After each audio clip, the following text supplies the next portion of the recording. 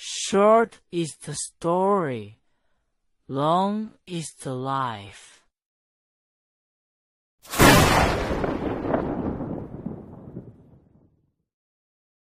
Wukong's archive presents China Urban Legends, The City Beneath South Lake.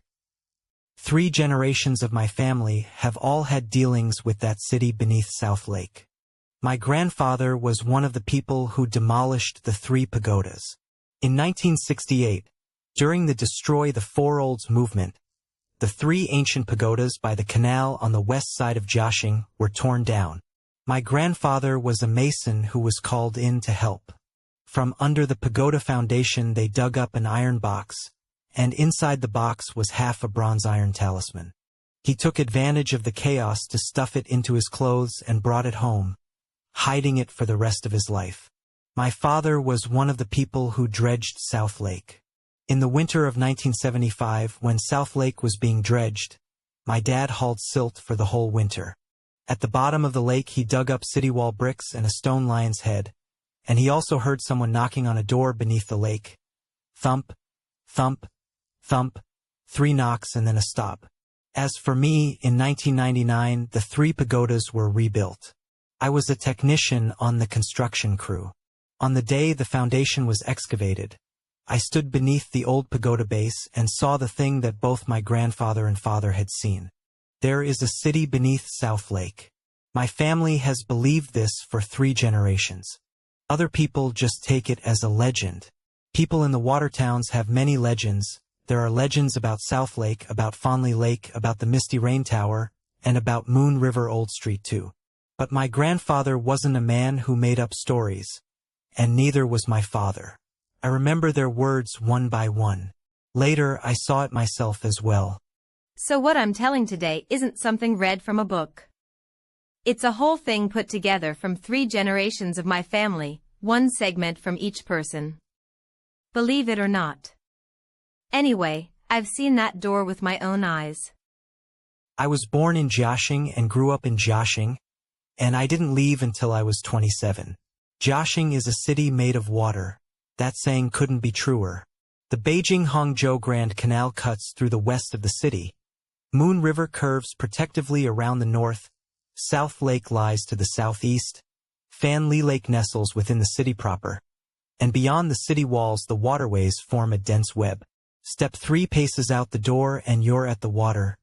Cross 5 paces and you're on a bridge. Lots of water, lots of bridges, lots of boats, and lots of stories. My family lived in the western part of the city, along the canal, not far from the 3 towers. The 3 towers were Jiaxing's old landmark. 3 gray brick pagodas standing in a row on the western bank of the canal. The middle one was a bit taller, the 2 on either side a bit shorter. From a distance they looked like 3 soldiers standing guard. The towers were solid, with no doors and no windows, and each had an iron bell hung at its top. When the wind blew, they went ding-dong, audible for miles around. Behind the towers was the Tizhen Temple, formerly known as Longyuan Temple. Its incense wasn't particularly strong. 2 old locust trees stood in front of the temple gate, and in summer their shade was cool enough to sit under for an entire afternoon. My grandfather was a mason, a man who spent his whole life working with bricks and tiles. He was skilled at his craft. Whenever someone's roof leaked or a wall cracked, they'd come looking for him. He didn't just fix houses, though, he also repaired bridges and patched up pagodas. Jiaxing had many old bridges, and when a railing broke or a pier split, they'd ask him to come take a look. He'd crouch under the bridge, study it for a moment, and know exactly where the problem was. Grandfather didn't talk much. While he worked, he'd hold a pipe of dry tobacco in his mouth, bowl after bowl, and his hands never stopped moving. When I was little, I often followed grandfather to play beneath the 3 towers. The gray bricks at the tower bases had been polished smooth by wear, and moss grew in the crevices. I'd lie on the tower base and listen to grandfather talk with the old monk of the Tizhen Temple. The old monk said these 3 towers were meant to suppress the water. The tower shadows locked the waves. The tower bells held back the tides. As long as the towers stood, Jiaxing's waters would stay peaceable. Grandfather nodded and said, "Yes, the towers stand, and the waters stay peaceable." There was a particular lore to the tower bells. The old folks said that of the 3 towers and 3 bells, they never rang all at once.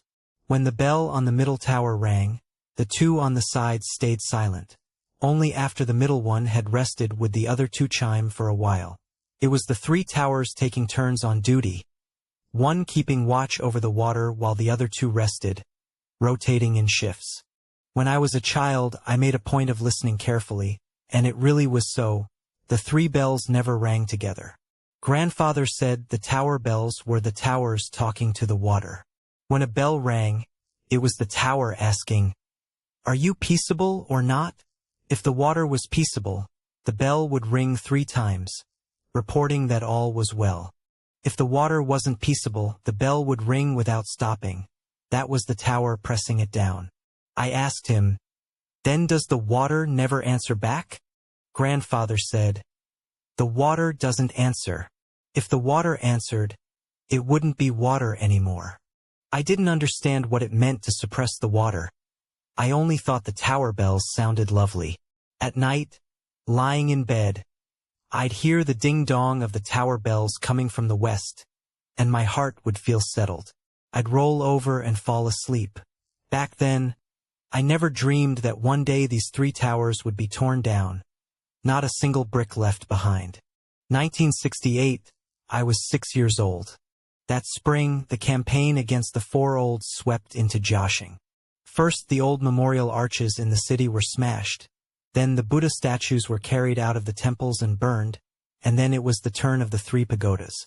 The 3 pagodas were 4 olds, feudal, superstitious towers, and they had to be demolished. The Revolutionary Committee put up a notice saying the towers by the canal would be torn down to make room. Demolishing the towers required craftsmen. The towers were built with glutinous rice mortar, harder than stone, so you needed someone who understood brick and mortar to take them apart.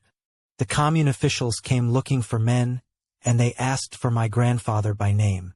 Grandfather squatted on the doorstep smoking his pipe all night, and early the next morning, he tucked the pipe into his belt and went. On the day of the demolition, both banks of the canal were packed with people. Someone was holding me, and we were squeezed in the crowd as I watched the 3 towers fall one after another. The shortest one went first. Ropes were tied to the top, men pulled, and with a crash, half the tower collapsed, dust rising and clouding half the street. Then the second, then the third. The tallest one in the middle was the last to fall. As it came down, I heard the iron bell at its top ring. Once, then again, and after 3 rings the tower was gone. Once the towers were down, people scrambled for the bricks, hauling them home to build pig pens and pave roads. Grandfather didn't scramble for bricks. He squatted by the tower foundation and watched as people dug the base out too. When they dug down about 6 feet, beneath the bricks they uncovered a layer of lime plaster, and beneath that was a vaulted opening built of brick, sealed with blue bricks, the joints packed tight with white lime. The head of the Revolutionary Committee ordered the opening smashed open. Inside there was nothing but an iron box, about a foot long, so rusted you couldn't tell its original color. He knocked it with a shovel and the lid came off. Inside was a bronze plaque, palm-sized, half of one, with a chunk missing from the corner, like it had been broken off. The face was covered in dense patterns, and on the back were a few characters, all crooked. Everyone stared at them for a long time until a man wearing glasses read them aloud. With the tower in place, it is suppressed. With the tower gone, it opens.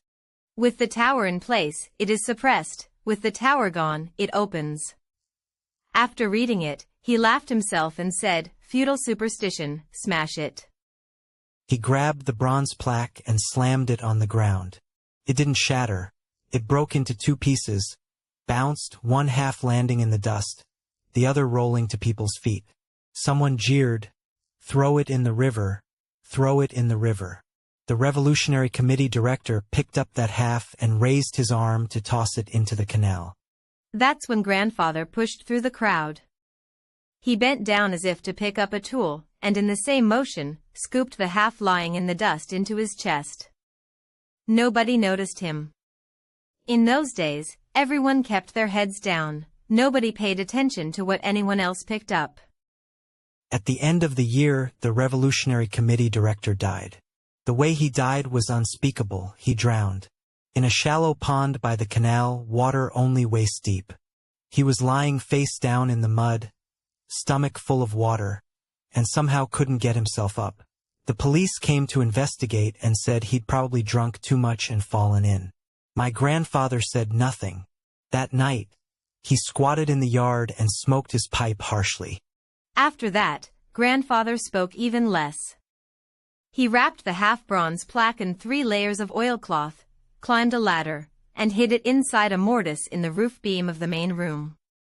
The day he hid it, he stood on the ladder, looked down at me, and said, "Boy, remember this, the towers are gone, so there's no one left to suppress the water."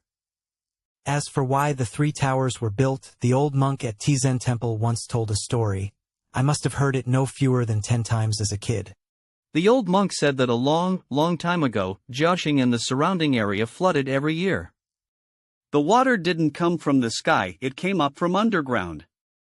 Back then, a wandering monk passed through and said that beneath Jiaxing there was a sea connected to the eastern sea, and in that sea slept a thing.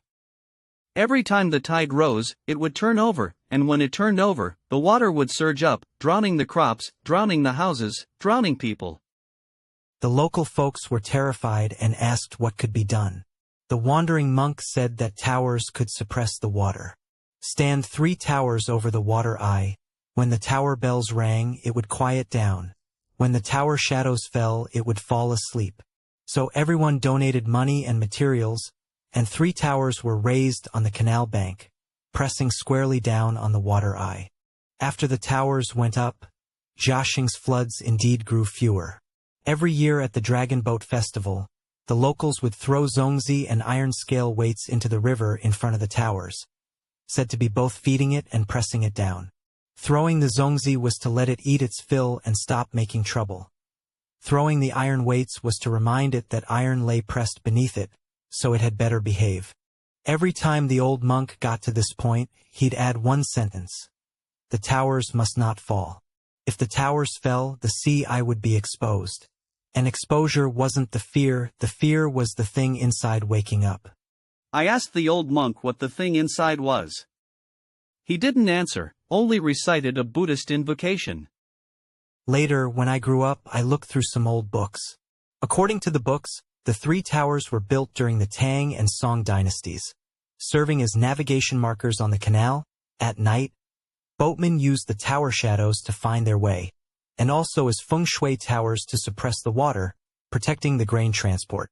Tizen Temple was anciently named Longyuan Temple, Dragon Abyss Temple, and Sudongpa, traveling north and south, left poems there, and in those poems he wrote about the 3 towers. I believed all that, but I believed the old monk's words even more. The towers must not fall. The old monk couldn't read, but what he said had been passed down in the temple from one generation to the next, handed down for 800 or 900 years. The placement of the 3 towers was also deliberate. The older generation said that this stretch of the canal west of Jiaxing City had the swiftest current, because the channel curved here. Where water turns, trouble is most likely. As the old saying goes, where water bends, ghosts come ashore. So 3 towers had to be built, standing directly opposite the bend, just enough to press down the water's force. Of the 3, the middle one faced the channel straight on, while the towers on either side each guarded a corner at an angle, casting the whole river bend under their shadows. The old monk called this 3 stars suppressing the water. Once the 3 stars were set in place, the things in the water couldn't tell which was shore and which was water. They'd lose their way and not dare come up. Later I found similar accounts in old books, that the ancients built towers mostly at places where the current ran fierce and the river channel turned, calling it locking the water mouth. The language in books is all stiff and elegant. It didn't sound as good as the old monk's way of saying it. The old monk said, "Towers are sentries standing by the water. standing guard for the living through wind and rain. While the sentry stands, the things in the water dare not stir. If the sentry falls, then there's no one keeping watch anymore. In the 30s of the Republic era, a strange thing happened by the canal, and my grandfather saw it with his own eyes. One autumn night that year, grandfather was coming back from the city and passed the 3 towers. He saw the shadows of the 3 towers stretched out across the river, far longer than the towers themselves, and they were swaying. Grandfather stopped and watched for a while, and the more he looked, the more wrong it felt. The tower shadows weren't just long. Inside the shadows it seemed something was moving, heaving up in clumps. Grandfather didn't dare look any longer, quickened his step, and went home. The next day he mentioned it to the old monk at Tizen Temple.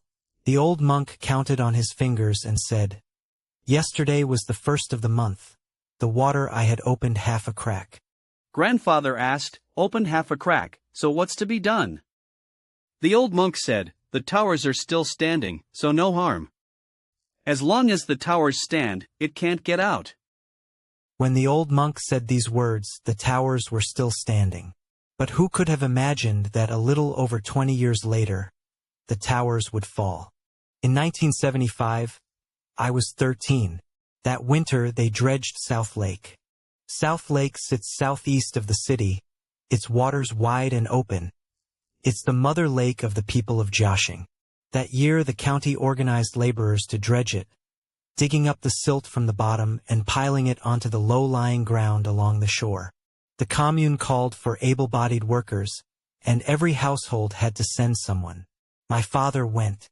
He was assigned to carrying muck, load after load, shouldering dripping wet lake mud from the boats to the shore. By the end of the winter, his shoulders had grown thick calluses.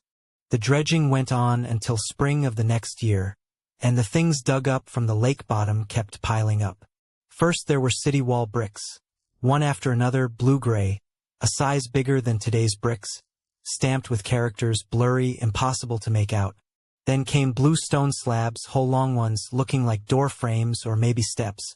Later on, someone dug up a stone lion head, about the size of a fist, carved so vividly you could still see the eyeballs. The team leader had it sent to the cultural center. The people there said it was an old relic, probably several hundred years old.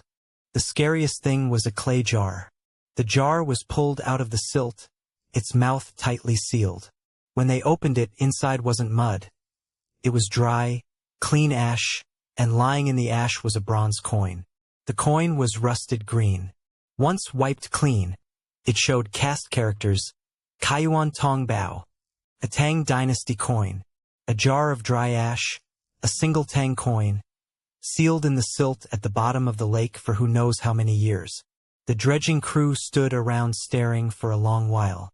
None of them dared touch that jar of ash. They sealed it back up the way it was and tossed it back into the lake. Strange things started after that. The dredging crew slept at night in a work shed by the lake. That first night, in the middle of the night, everyone in the shed woke up. Something was knocking from under the lake. Thump, thump, thump, 3 knocks, then a pause. After a while, thump, thump, thump, 3 more. The knocking wasn't hard. It was muffled, like a fist pounding on a wooden plank, or maybe on a brick wall. It wasn't loud, but every person in the shed heard it clearly. The next day, an old boatman on the crew heard about it, and his face changed. He said there was a city gate under the lake. When he was young, he'd heard old folks say that a whole city was buried beneath South Lake.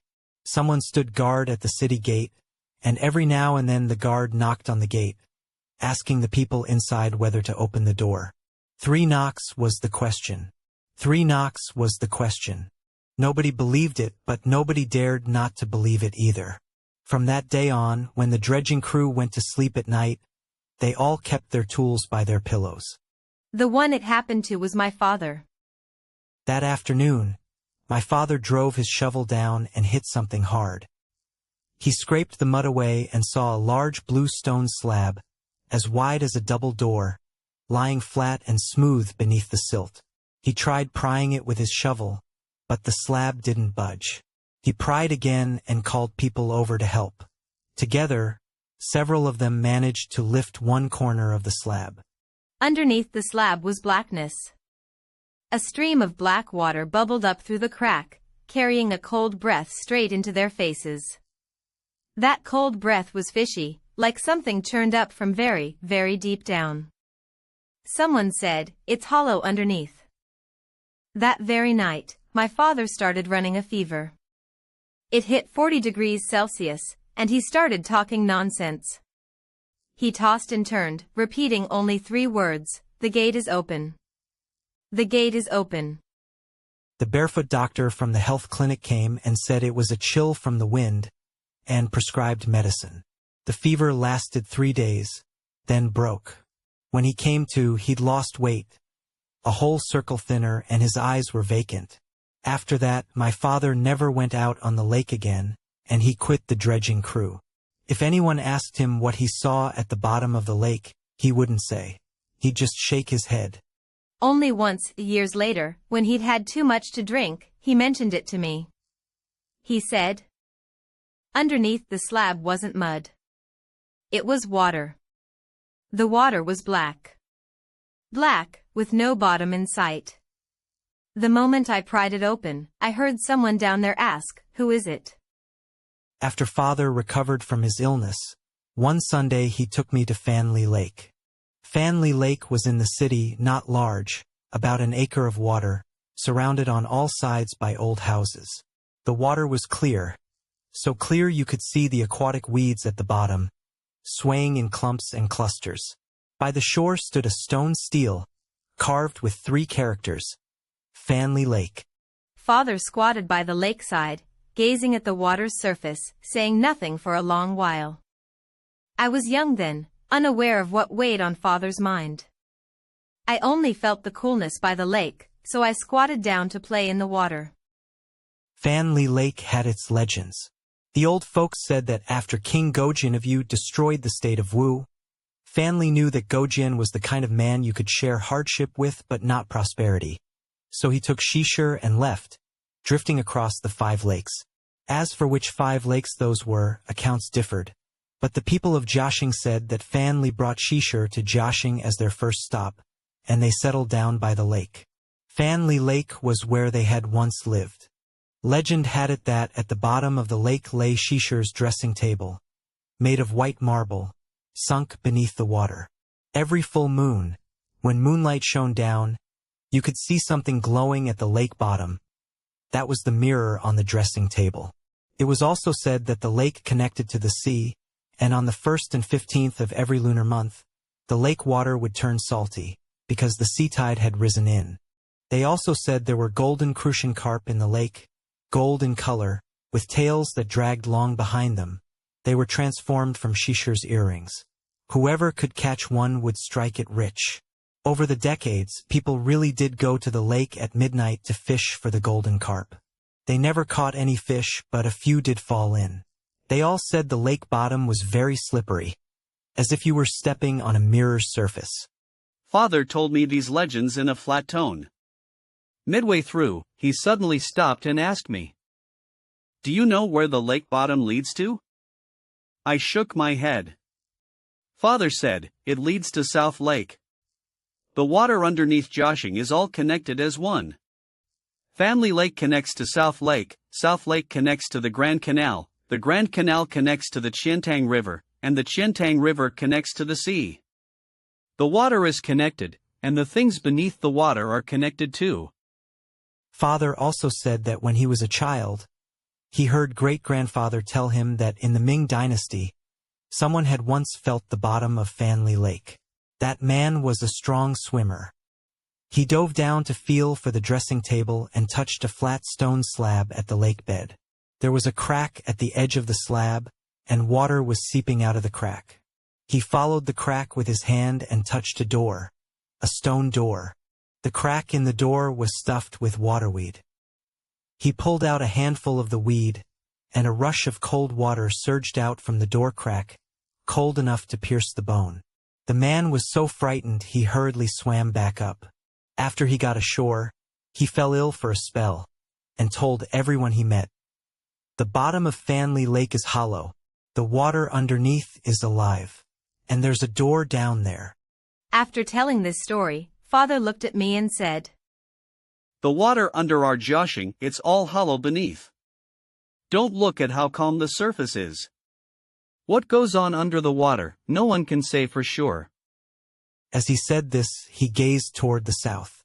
I knew he was still thinking about South Lake, still thinking about that blue stone slab, and still thinking about that voice. Asking, who is it? There's an island in the middle of South Lake, and on the island stands a tower called the Mist and Rain Tower. The Mist and Rain Tower is the most respectable old building in Jiaxing. Back in the Five Dynasties period, Qian Yuanliang of the Wuyue Kingdom built a terrace and tower on the lakeshore. It was destroyed and rebuilt several times over the years, and during the Jiajing reign of the Ming Dynasty, it was moved to the island in the middle of the lake. The tower's name comes from a line of Du Mu's poetry.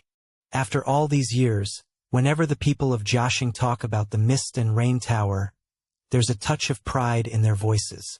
Emperor Qianlong made 6 trips south of the Yangtze and climbed the Mist and Rain Tower 8 times. A plaque bearing his calligraphy hangs inside. That's what the books say. Whether it's true or not, the people of Jiaxing believe it anyway.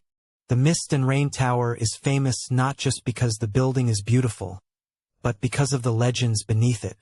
The older generation says there's an underground passage under the Mist and Rain Tower. There are several versions of the story. One says the passage connects to the inner city citadel, a secret tunnel used by the old government offices for escape. Another says it connects to Fanli Lake, linked to that stone gate at the bottom of the lake. There's an even more outlandish version. The waterway under the Mist and Rain Tower was navigable by boat.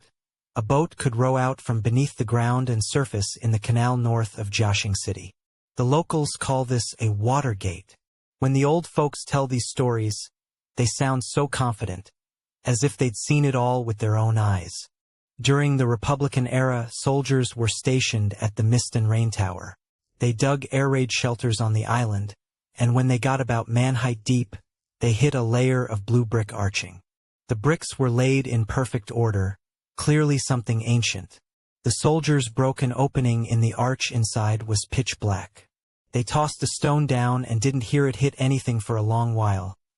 Then from below came the sound of rushing water, splashing louder and louder. The soldiers went pale. That very night they filled the hole back up with earth and never dared dig there again. Opera performances haunted the Mist and Rain Tower at night. My grandmother told me this story firsthand. She said that when she was young, one autumn, in the middle of the night, the sound of opera singing drifted over from the island in the middle of the lake.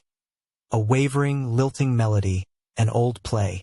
You couldn't make out the words, only that the tune was drawn out long and slow, floating across the water's surface. Someone got curious and rowed a boat over to look. When the boat got halfway there, the singing suddenly stopped. By the time the boat reached the island, there was no one on it at all. Only fog, thick fog that wouldn't disperse, swirling around the Mist and Rain Tower. That person didn't dare set foot on the island and rowed back. The next day they went back in daylight. The island was clean and empty. Nothing there. They asked the old man who kept watch over the Mist and Rain Tower, and the old man said, "There's a troop living underneath the tower, a troop from the water. On holidays and festivals, they sing for themselves." I heard this story when I was little. I was scared, but also disappointed. Disappointed I'd never heard that singing with my own ears. Now that I think about it, maybe it really did happen. If there really is a waterway for boats beneath the tower, then the water in that channel is connected to South Lake. And if the things under the lake have an opera troupe, then when that troupe sings, whatever it is that knocks on the door beneath South Lake probably hears it too. Moon River was north of the city wall. A branch split off from the Grand Canal, curved around the city like a crescent moon, and that's where it got its name. On both banks were old streets, flagstone paths, wooden shop fronts, tea houses, dye works, rice stores, medicine shops, one after another. When I was a kid, Moon River Street was the busiest place in Jiaxing. people packed shoulder to shoulder, boats bumping against boats. The lowering sail pavilion stood right at the mouth of Moon River, next to Shanging Lock. Back in ancient times, the canal had locks, and boats had to lower their sails to pass through. The lowering sail pavilion was where boatmen stopped to rest. The pavilion wasn't big. 4 pillars holding up an eaved roof, standing right by the water. When old folks saw someone off on a long journey, they'd walk them to the lowering sail pavilion, and that was the end of the line. Beyond that, it was nothing but open water. So the lowering sail pavilion was also a pavilion of farewell. The pillars were carved full of writing, all farewell poems, layered one on top of another, until there was no room left to carve. The strange business at the lowering sail pavilion was told to me by old Zhang, a boatman. Old Zhang had spent his whole life running boats on the canal, from Jiaxing to Suzhou to Hangzhou, through wind and rain. He said that one year, late autumn, he was running the boat at night, passing through Shanging Lock, when far off he saw a light at the lock mouth. A white lantern, the kind made of paper, hung there at the lock, swaying gently, as if someone was holding it. Old Zhang thought to himself, who's hanging a lantern at the lock mouth this late at night? Then he thought, maybe some boatman was running at night and hung a light to show the way. So he turned his tiller toward the lantern, hoping to use its light. As the bow turned, old Zhang suddenly realized something was wrong. That white lantern wasn't in the channel.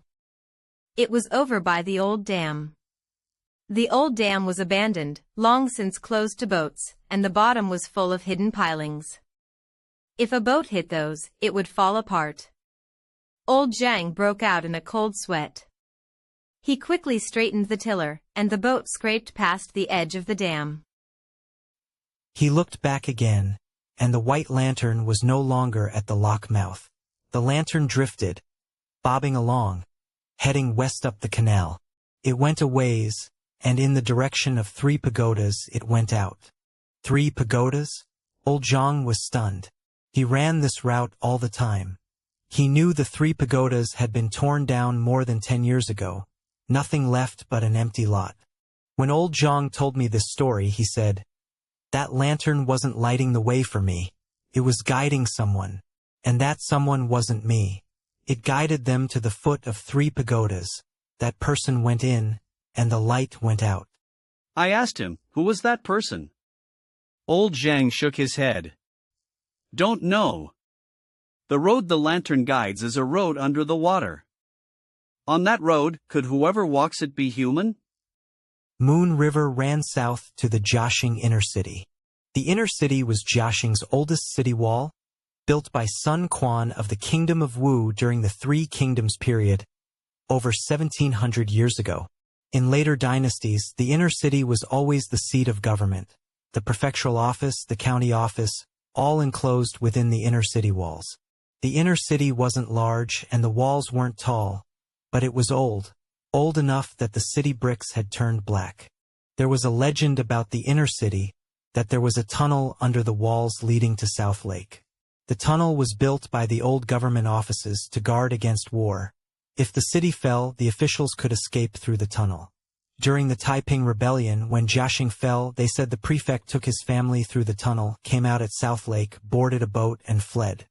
In the 1990s, they were putting up a building next to the inner city. While digging the foundation, they dug down to the base of the city wall and uncovered a brick-lined opening. The opening was arched, about the height of a person. Inside it was pitch black, and looking deeper, you couldn't see anything. The workers shone a flashlight in and saw the tunnel walls were wet, like water was seeping through. Deeper in, the flashlight beam scattered and couldn't penetrate. The foreman didn't dare make the call. He brought in people from the Cultural Relics Department. The Cultural Relics people looked at it and said it might be an old drainage channel, or it might be a tunnel. They didn't dare explore further. They had the opening sealed up first, waiting for the archaeology team to come. But after the opening was sealed, no one ever came to open it again.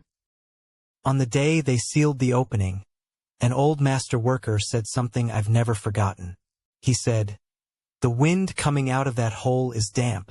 If the hole really does connect to water, then it connects to the water of South Lake. And the water of South Lake can reach this place, so it can reach other places too."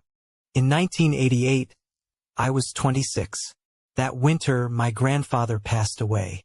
Grandfather passed that year. He was just past 80, and his body had always been sturdy. He could still squat in the yard laying brick walls. But when winter came that year, he suddenly declined, lying in the main room, unable to get up. One day in the 12th lunar month, Grandfather called me to his bedside and asked me to bring the ladder. He pointed up at the beam and said, "There's a mortise in the beam, and there's something inside it. Reach in and pull it out." I climbed the ladder and pulled a cloth-wrapped bundle from the mortise in the beam. The oilcloth was wrapped in 3 layers.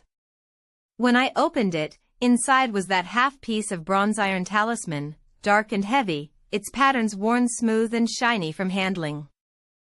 Grandfather asked me to bring the talisman to him. He reached out, touched it, and said, "This is what I picked up from beneath the tower foundation on the day we demolished it." Bronze plaques, there were 2, but I only ever saw 1.5. I picked up this half. The other half, I don't know if someone else took it, or if it was thrown into the river. Grandfather rested a moment, then said again, "This bronze plaque is the key to the water eye. When the tower was still standing, the key wasn't needed. It just lay beneath the foundation, locked in place. Once the tower was gone, someone had to guard the key. I've guarded it for 20 years. I can't guard it anymore. I'm handing it to you." In those 20 years, this is how Grandfather guarded it. Every 12th lunar month, he'd climb the ladder, take down the cloth bundle from the beam, unwrap it layer by layer, wipe the bronze plaque dry with a cloth until it shone, wrap it back up, and put it back. He wouldn't let anyone else touch it, not even my father. Once, out of curiosity, my father tried to feel it. Grandfather slapped his hand away and said, "This thing knows its people. Don't you touch it." My father later told me that after Grandfather came back from demolishing the tower, he was like a different person. Before, he was talkative and quick to laugh, walking through the streets and alleys, and everyone greeted him. After the demolition, he spoke less and stopped taking jobs for building or repairing temples and pagodas. If someone asked him to repair a bridge, he'd go. If they asked him to repair a house, he'd go too. But anything involving gods, temples, pagodas, he wouldn't touch. The neighbors said behind his back that old Joe had gotten scared from tearing down the tower. Grandfather heard them, but never defended himself. Only once, when he'd drunk too much, did he say to my father, "The tower was demolished by me. The sin is on my shoulders. I'm not guarding this thing to protect it, I'm guarding it to protect myself." My father didn't understand back then.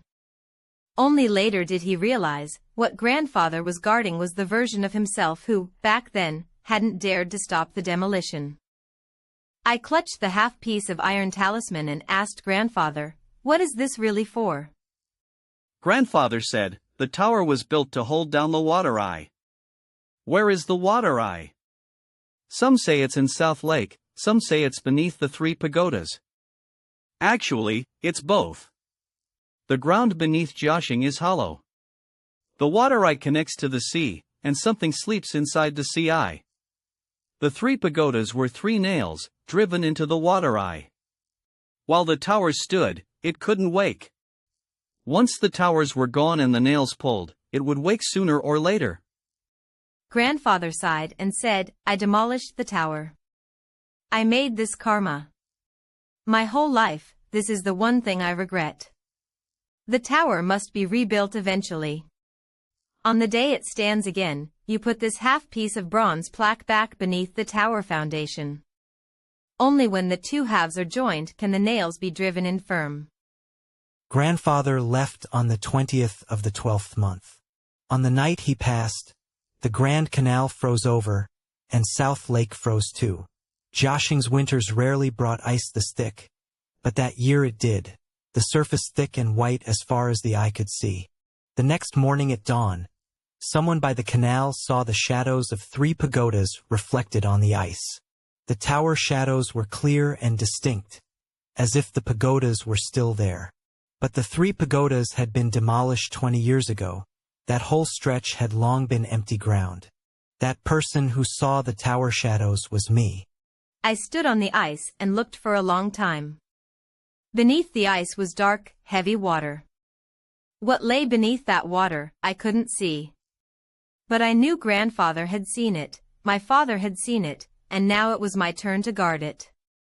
In 1999, I was 37, working as a technician at a construction company in Jiaxing. That spring, the city decided to rebuild the 3 pagodas. When the news spread, the old-timers of Jiaxing were all delighted, saying that the 3 pagodas were the soul of Jiaxing. Without that soul, the city was incomplete. The site chosen for the reconstruction was the same as before, on the west bank of the canal, on the original pagoda foundations. When construction began, I was in charge of the foundation work. On the day the excavator arrived on site, I stood on the worksite and watched the old foundations gradually emerge. 31 years had passed, and the traces left behind when the pagodas were demolished were still there. Lime soil, broken bricks, lime residue, layer upon layer, packed solid. When the excavator's bucket dug down, among the broken bricks it churned up, I caught sight of rusted iron fragments. I crouched down, scraped around a bit, and pulled out a piece of iron the size of a palm, so corroded it was barely recognizable, but its shape was still there. It was a fragment of the iron box. The very iron box my grandpa had talked about, the one that held the bronze plaque. That night, I went home, dug out the oilcloth bundle, and held the half-iron talisman in my hand. I held it all night long. For rebuilding the 3 pagodas, the most critical part was the foundation. Whether the old foundation could bear the weight had to be determined. We laid out boreholes on the old foundation according to the blueprints and drilled 3, none of which hit solid bottom. On the 4th borehole, after drilling down more than 2 meters, the drill bit suddenly felt light. There was a hollow space underneath. The foreman, surnamed Zhang, was in his 50s and had worked in construction his whole life. He'd seen every kind of foundation.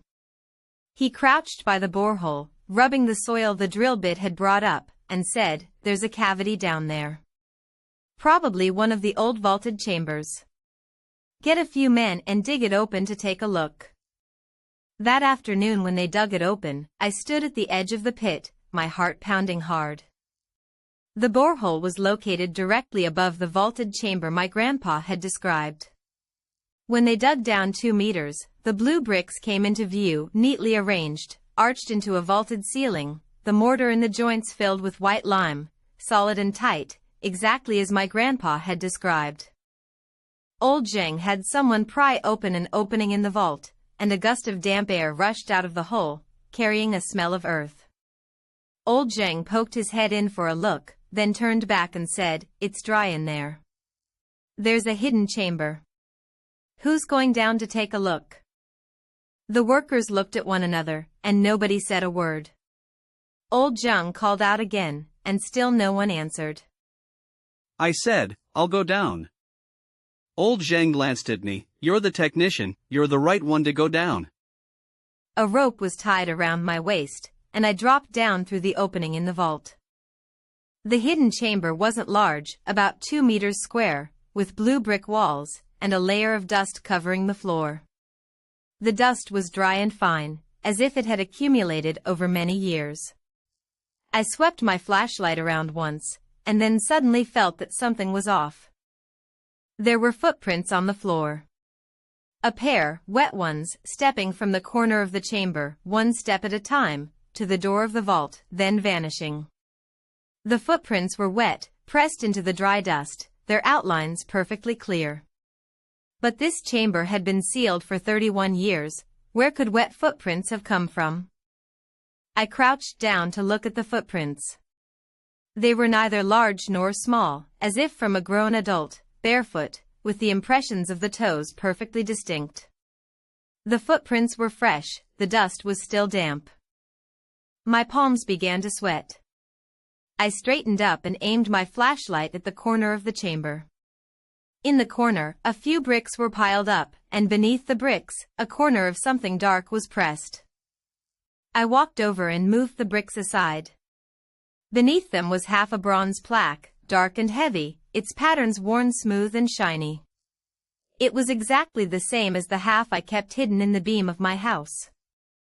I picked it up, my hands trembling. 31 years. Grandpa had said he didn't know whether someone had picked up the other half or thrown it into the river. It had been right here all along. Beneath the pagoda foundation, waiting. I didn't make a fuss about that half-bronze plaque, I just tucked it into my chest. In the corner of the hidden chamber, after the bricks were moved aside, a hole was revealed. The opening was about a foot square, pitch black. When I shone a flashlight in, the light got swallowed up, couldn't see the bottom. Wind blew out of the hole, damp, carrying the smell of water and fish. I lay down and put my face close to the opening, and heard a sound from below. Splash, splash, like water flowing, or like something churning in the water. The sound was faint, far off, but I could hear it clearly. Suddenly I remembered what Father said. He said he pried up the bluestone slab, and underneath was black water, so black you couldn't see the bottom. And I thought of Grandpa's words. Grandpa said, beneath the tower's foundation there was a water eye, a spring, and the water eye connected to the sea. I backed up to the doorway of the hidden chamber and shouted for the people above to lower a rope. Old Jing yelled down from above, "What's down there?" I said, "There's a hole, and water's seeping through. Don't send anyone down. Backfill it first." Old Zheng said, "That won't do. We need to see what kind of hole it is. What if it's a problem with the old foundation?" I said, "It's a water hole. A seepage tunnel, backfilling is the safest bet. A tower foundation can't be built on soft soil." Old Zheng thought it over and said, "All right, I'll go with you. Backfill it." That afternoon, the work crew filled the hidden chamber with earth.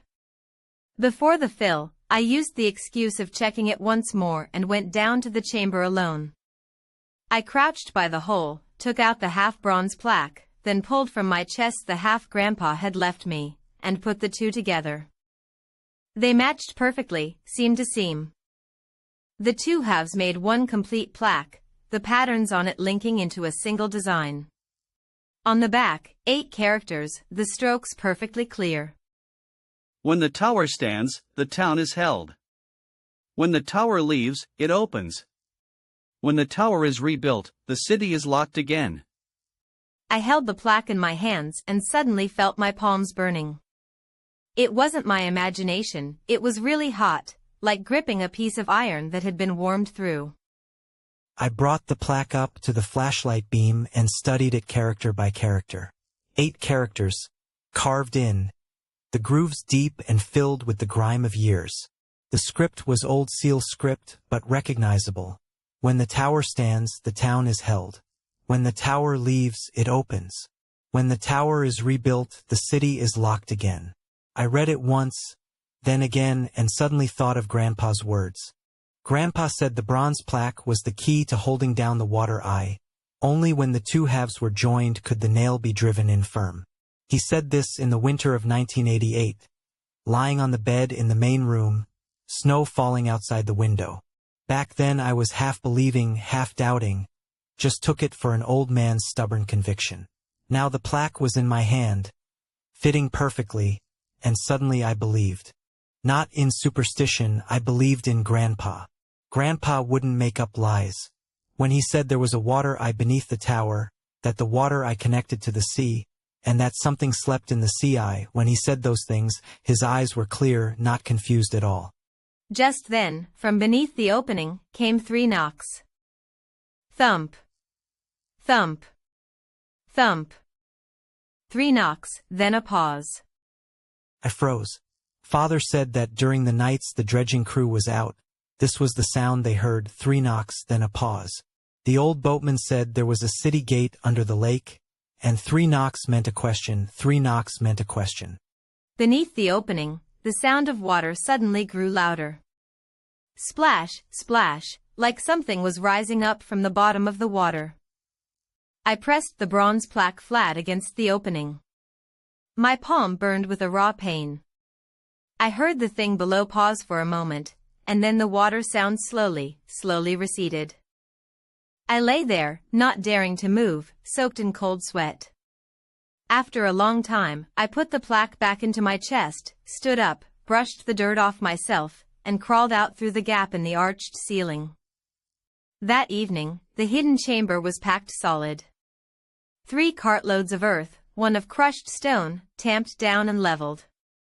The workers cursed as they worked, saying this damn hole was unnatural, seeping water and blowing wind. No one knew I had a fully joined bronze plaque tucked in my chest. And no one knew that in that hole, someone had knocked on the door. After the backfill, I felt uneasy the whole time. Those 3 knocks on the door rang in my ears for many days. I thought of the old boatman's words, my father's words, my grandfather's words. 3 generations had heard the same sound. I decided to string all these things together and figure out what was really under South Lake. I found a retired old scholar at the Cultural Center, surnamed Shun, who had spent his whole life studying the Jiaxing local gazetteers. I told him what I could about the 3 pagodas, South Lake, Fanli Lake, the Misty Rain Pavilion, and the old city, sticking to what was presentable. Old Mr. Shin listened, was silent for a long while, then pulled a yellowed thread-bound book from a cabinet, flipped to a page and pointed it out to me. It was a county gazetteer compiled in the Qing dynasty, describing the watercourses of Jiaxing. The book said that in ancient times Jiaxing had a great lake called Jia Lake, whose surface was far larger than today's South Lake, and it connected to the sea. On the shore of Jia Lake stood a city dating back to the Han Dynasty, densely populated. Then one year, seawater surged inland, the waters of Jia Lake overflowed, and that city sank to the bottom of the lake. Later, the lake slowly silted up, shrank, and became the present South Lake. As for that city, some say it's at the bottom of the lake. Others say it was long buried under mud. No one can say for sure. Old Mr. Shin closed the book and said, "The gazetteer records the sinking of Jia Lake City. What folk tradition says is that there's a city under South Lake. Sounds far-fetched, but it's not entirely without basis. Over the years, when they dredged South Lake and dug new channels, a lot of old stuff came up: city wall bricks, stone beasts, Tang Dynasty coins. All of it is recorded in the gazetteers. All of it looks like it came from a city." I asked, "What about the 3 pagodas, then? What do they have to do with this city?" Old Mr. Shin said, "The gazetteer doesn't say outright, but there's an old saying that pagodas are built to hold down the water's eye.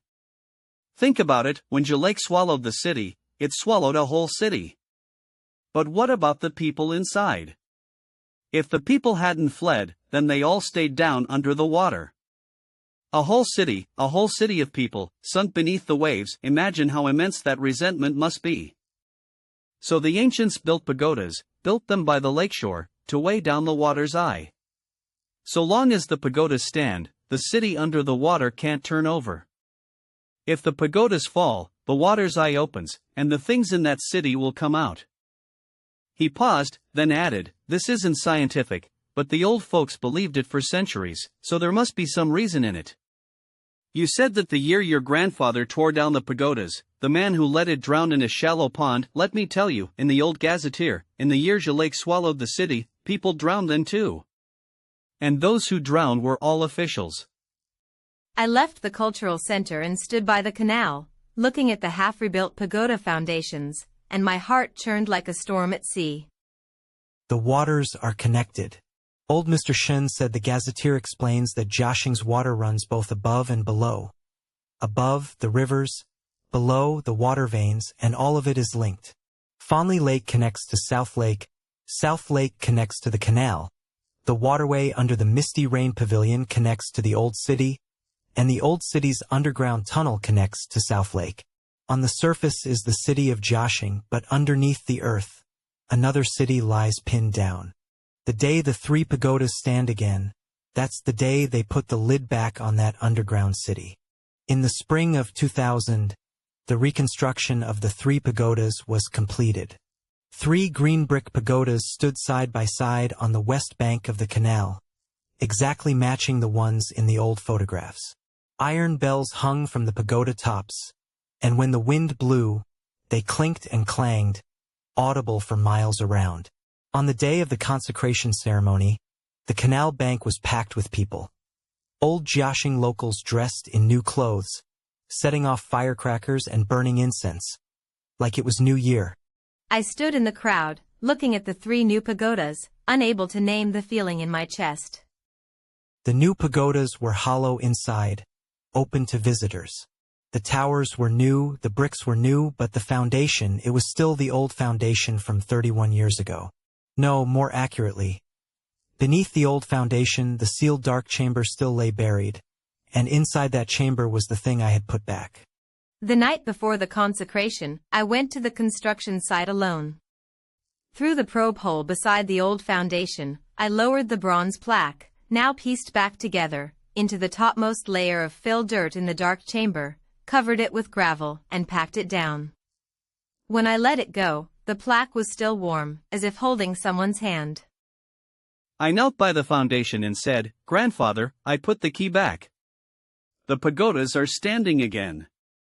Rest easy now." On consecration day, the noonday sun shone on the river, and the shadows of the 3 pagodas fell into the water, clear and distinct, perfectly still. I stared at the water's surface for a long time. The shadows were straight, not stretched, not wavering, not what grandfather had seen 31 years ago. The pagodas are up. The nail is hammered back in. I thought, that autumn I was transferred out of Jiaxing and went to work elsewhere. Before I left, I visited South Lake one last time. The lake water was the same as always, calm and still. Misty Rain Tower was the same too, standing at the center of the lake. I stood by the shore until dark. There was no wind on the lake. But just as I turned to leave, I heard 3 sounds from beneath the water. Dong. Dong. Dong. 3 beats, then a pause. I stopped in my tracks. I didn't turn back. My hand closed around the half-bronze plaque in my pocket. No, the plaque was already back in the pagoda foundation. There was nothing in my pocket. After those 3 sounds, the water fell silent for a long time. Then came a faint noise, like a sigh. I walked away. Never looked back. In the years since, I've returned to Jiaxing a few times. The 3 pagodas are still there. South Lake is still there. Misty Rain Tower is still there. Moon River Old Street has been renovated, the sail-dropping pavilion has been restored, and the inner city has become a park. Jiaxing keeps getting better, and no one mentions what's under the water anymore. Only once, 2 winters ago, I was fishing by the canal. I'd stayed until midnight and was about to pack up and head home. Fog rose over the river, and suddenly I heard someone knocking on a door beneath the water. Dong. Dong. Dong. I stood frozen, gripping my fishing rod, not daring to move. After those 3 sounds, a small whirlpool slowly rose on the river's surface. It wasn't large, it spun a few times and dispersed. As it faded, I thought I saw the shadow of a pagoda on the water. The new pagoda's shadow was straight. But this one was slanted, long and stretched, trailing all the way to the middle of the river. And it was swaying. I packed up my rod and went home. Since that night, I've never gone to the canal bank after dark. There's a city beneath South Lake. For 3 generations, my family has believed this. By my generation, I saw that door beneath the city with my own eyes, and I locked it with my own hands. Only I don't know how long a lock can hold. That's the story. What do you think? If you enjoyed this story, please like and subscribe. New urban legend every day.